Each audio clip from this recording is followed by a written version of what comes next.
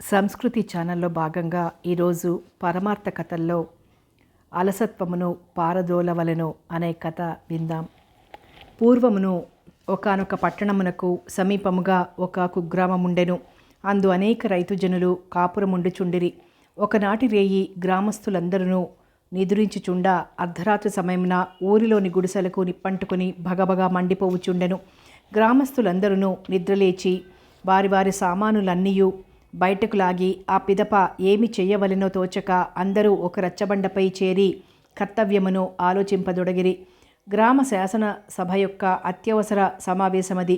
అందొకడు లేచి, మహాజనులారా, ఇది తామసించుటకు సమయం కాదు. వెంటనే ఇంటికి ఒక్కొక్కరు చొప్పున వెళ్ళి తాటాకులు పెరికివేసి నిప్పును ఆర్పవలెను అను అభిప్రాయం ఒసంగెను.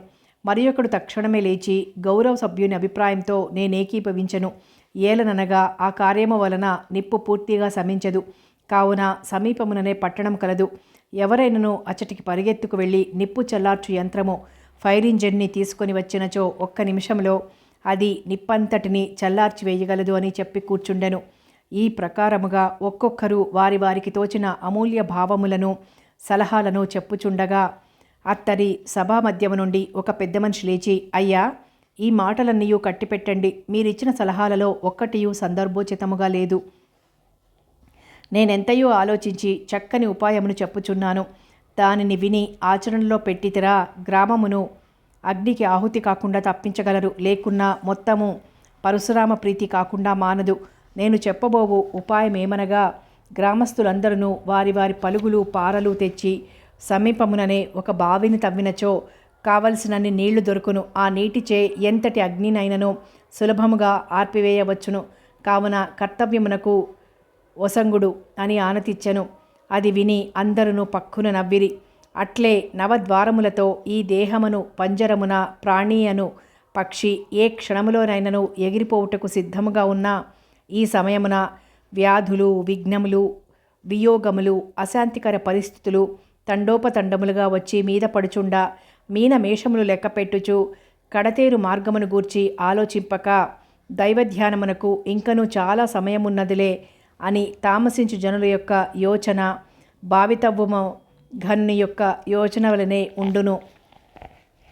కనుకనే భర్తృహరి సందీప్త భవనే తు కూసక నవ ప్రత్యుద్యమ కీదృశ అని గంభీరముగా ప్రశ్నించి అట్టి దీర్ఘమాత్రులను పరిహసించను. పైన తెలిపిన కూప సదృశమననే అతడు తన వాక్యముల ద్వారా వ్యక్తము చేశాను. కావున విఘ్నుడగువాడు బాగుగా యోచించి అమూల్యమగు ఈ మానవ జీవితమును భోగములందుగాక యోగమునందే వినియోగించును. ఆత్మజ్ఞానమును శీఘ్రముగా సంపాదించి జన్మ సాఫల్యమును పొందవలెను. భగవంతుని పాదపద్మములను ఆశ్రయించి భవరోగమును బాపుకొనవలెను. నీతి ఆలసింపక సర్వేశ్వరుని శీఘ్రముగా శరణుబొందవలెను. ఇక మరొక కథ విందాం. ఆత్మసాక్షాత్కారము ఎట్లు కలుగును. పూర్వకాలమున ఒకానొక ధార్మిక చిత్తుడగు రాజుండెను. విశాలమగు తన రాజ ప్రాసాదము యొక్క మహోన్నత కుడ్యముపై మహాభారత యుద్ధ సమయమున శ్రీకృష్ణ పరమాత్మ రథముపై కూర్చుండి అర్జునునకు గీతోపదేశము చేయుచుండిన పవిత్ర దృశ్యమును చిత్రింపవలెనని అతనికి అభిలాష జనించెను. ఆ కార్యమునకై అతడు తన దేశమందలి దురంధురలగు చిత్రకారులందరినీ రప్పించి వారినందరినీ పరీక్షించి అందులో మహాప్రజ్ఞావంతులగు ఇరువురిని మాత్రం ఏరుకొనెను. ఆ ఇరువురిని తన రాజభవనం యొక్క 2వ అంతస్తు పైకి తీసుకుని వెళ్ళి, ఓ చిత్రకారులారా, గీతపై నాకు మక్కువ జనించినది.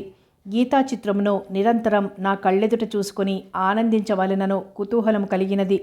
గీతోపదేశము చేయుచుండా పార్థసారథి యొక్క పావన ముఖార విందమును సదా సర్వకాలములందును సందర్శించి కృతార్థుడను కాదలంచితిని. కావున మీరిరువురును చెరియొక గోడ తీసుకుని వానిపై గీతోపదేశ చిత్తరువును లిఖింపుడు.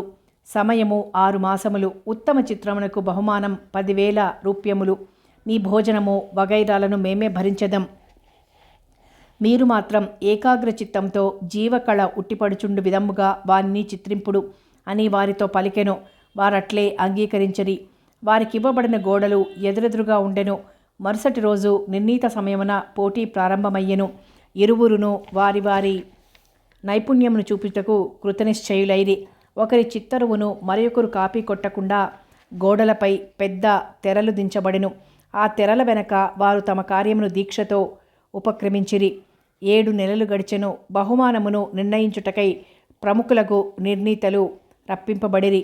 మొదటి గోడకు తగిలించిన తెర ఎత్తబడెను. చిత్తరువు కండ్లకు కొట్టినట్లు అగుపడెను.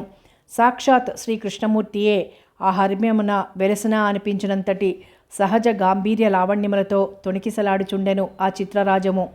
చిత్రకారుడు తన పంచ ప్రాణములను దాని యందు ధారబోసిన అనిపించుచుండెను.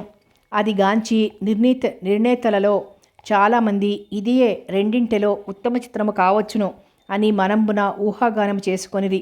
అయినను తుది నిర్ణయం చేయుటకు రెండవది కూడా చూడవలెను కదా అని ఎంచి దానికి ఎదురుగానే ఉన్న రెండవ గోడను సమీపించిరి. ఆ రెండవ దాని పరిస్థితి ఎట్లున్నదనినా 6 నెలలు లక్షణముగా 3 పూటలు రాజభోజనమును ఆరగించుచు చిత్తరువును ఒకంతైనను లిఖింపక ఊరకనేయుండెను. అయితే ఒక గాజు పెంకును తీసుకుని గోడ యావత్తును దానితో బాగుగా రుద్దుచుండెను. ఈ 6 నెలలు అదే పనిగా రుద్దగా చివరకు ఆ గోడ నున్నగా అద్దము వలె తయారయ్యెను. ఏ సమయమున ఆ గోడకు తగిలించబడిన తెర ఎత్తివేయబడినో ఆ సమయముననే అద్దము వలె ఉన్న ఆ గోడలో ఎదుటివాని చిత్తరువు ప్రతిబింబించెను. నిర్ణేతలందరూ ఆశ్చర్యచకితులైరి. ఆహా, ఎట్టి చిత్రమును ఇతడు లిఖించెను. మొదటివాడు రంగులతో రాసెను, ఇతడు రంగులు లేకనే రంగులను సృష్టించెనే. మొదటివాడు గోడపై గీసెను, ఇతడు గోడ లోపల గీసెనే. పైగా చిత్రము అద్దమునందు కనిపించువలే తళతళ మెరేయుచున్నది. ఓహో, అద్భుతం, ఎట్టి చాకచక్యమో అని దానిని మిక్కుటముగా పొగడుచు దానిని లిఖించిన వానికే ప్రథమ బహుమానమును సమర్పించి వైచిరి. చూచితిరా, చిత్రమేమియు లిఖింపకున్నను పారితోషికము బడయగల ఘనత అతడెట్లు సంపాదించగలిగెనో. ఉన్న వస్తువును శుద్ధమనర్చుటయే అతడు చేసిన పని, కొత్త వస్తువును తెచ్చి చేర్చుట కాదు.